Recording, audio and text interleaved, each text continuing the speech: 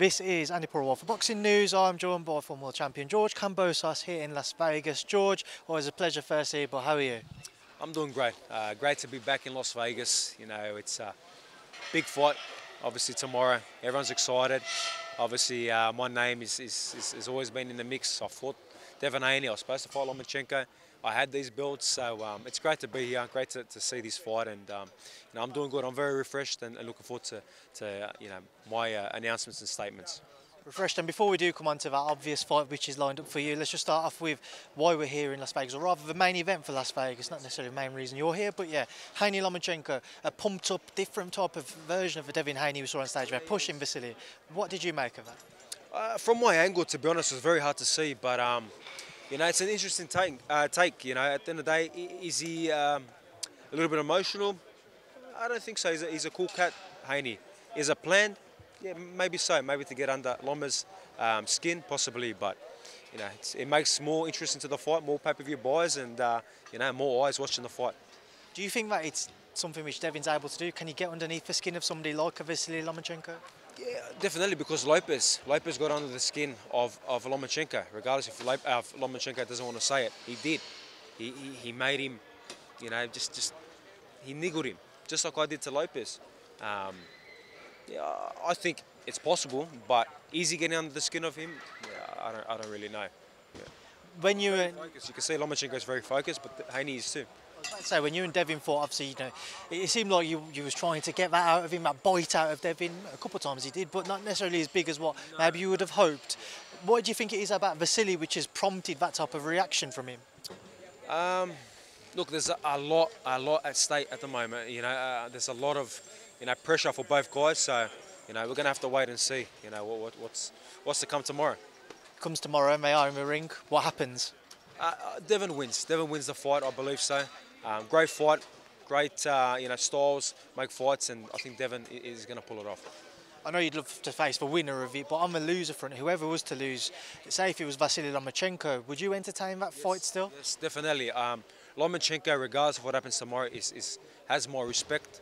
You know, we were meant to fight. You know, he's a future Hall of Famer, true champ, and yeah, definitely. If he was to lose the fight tomorrow, I'd love to make a fight happen once I handle my business. In Australia, we can still do big numbers. I'm a big name, he's a big name. I'm going to get killed out here. Yeah. George, yeah, we'll swing this around, make sure I don't want to get you injured. The fight that you have lined up, Maxi Hughes, walk me through why exactly it's just taken a bit longer to officially confirm it. Well, obviously we saw the news yesterday, signing with Top Rank, so that was the first part of everything, get that out of the way. And yeah, I believe it's the ESPN and Top Rank and DeBella have the right timing for the official announcement. But we know we're going to fight. Me and Hughes are fighting. That's done. And I look forward to taking that IBO. I want that IBO belt. I really want that belt. I know in a few years it's going to be regarded as one of the belts as well. So why not add it to the collection before I'm out of the game? I went up to IBF eliminator too, so it puts me back in position. I went up to see Maxi a couple of weeks ago, and he said that he feels like your style's kind of perfect for him because of the way that he boxes. And I feel the same. We chose you. At the end of the day, we chose you, not the other way around. So we'll see you on the day of the fight, and I look forward to being in the ring. No disrespect, I like Maxi. He's a family man, and I know he's been looking for an opportunity, but I feel like he's just looking at this opportunity to say that he graced the ring with Kambosos. Simple as that. I will handle business, and you know, at the end of the day, the guys he fought, yeah, he's on a great win streak, the last 7 fights. But look at my last 3 fights, let alone the last 5. I've been in there with the best of the best. Half of the supposed 4 kings, you know, I fought within a year. So I'm looking forward to getting in the ring with Maxi Hughes. Other than a Kambosos win, what actually happens when you are in the ring? Can you give me some form of a little breakdown as to what you expect? When I'm in the ring with Maxi Hughes. With Maxi Hughes, I feel that there are so many shots that I can land on Maxi. There are so many holes. Just going back and watching Maxi in a few fights, and to be honest, watching the fight with Kid Galahad, it was a close fight, man. I don't know, I thought Kid Galahad might have edged it, to be honest. I could have been fighting Galahad now. And that is a featherweight coming off being, you know, iced against Kiko Martinez, who's another 40-year-old. So there are a lot of holes there, a lot of openings, and when you've had to fight guys like Lopez and Haney and really try to find these minute holes, it's a difficult. I'm about to. It's a difficult task trying to find the elite holes from elite fighters. But when you look at a guy like Maxi Hughes, no disrespect, there are a lot of holes. He's like a cheese, a lot of holes. That's a good analogy, mate. Tank Davis, I heard you mention him as a potential fight for yourself and how you feel it would be a bit of a shootout for whoever was to come out on top.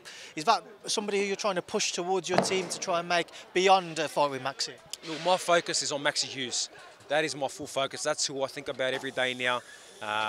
As much as he's not a massive name, and Maxi will probably think, fuck, Kambosos is thinking about me every day. Yes, I'm thinking about you every day.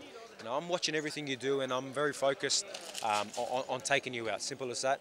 But after that, there'll be a lot of discussions. I'm with Top Rank now, with Lou DeBella as well, and we are not kicking off. You know, our big, promotion now that we're with. You know, we are not kicking off with a loss. You know, a loss is not even in my mind. Victory only. And I did see something that Maxi did say that he was the older man and he's going to old man me and stuff. That doesn't even make sense. You know, so at the end of the day, if that's all you're banking on, you're in trouble. I know you don't want to look beyond Maxi, but if you could map out, say, the perfect year from you, from when you get in a ring with Maxi onwards, how would it play out for George Kambosos? Okay, so it all starts tomorrow. Haney gets the victory. He vacates the belts. I destroy Maxi Hughes. I get put in the IBF eliminator position. The belt is vacant. Me and Gustavo Lemnos fight. I beat Lemnos. I have the IBF and the IBO world titles. That there creates a lot of leverage. My big name with a world title again puts me back on the map. After that, Gervonta Davis, Shakur Stevenson, anyone. Anyone can get it. I appreciate your time. Thank you, and I'll speak to you again soon. Thank you. I appreciate it. Thanks for all the support. And I know you're from the UK, so I love the UK. I got a big fan base out there, and thank you to all the UK and their support. Maxi, be ready.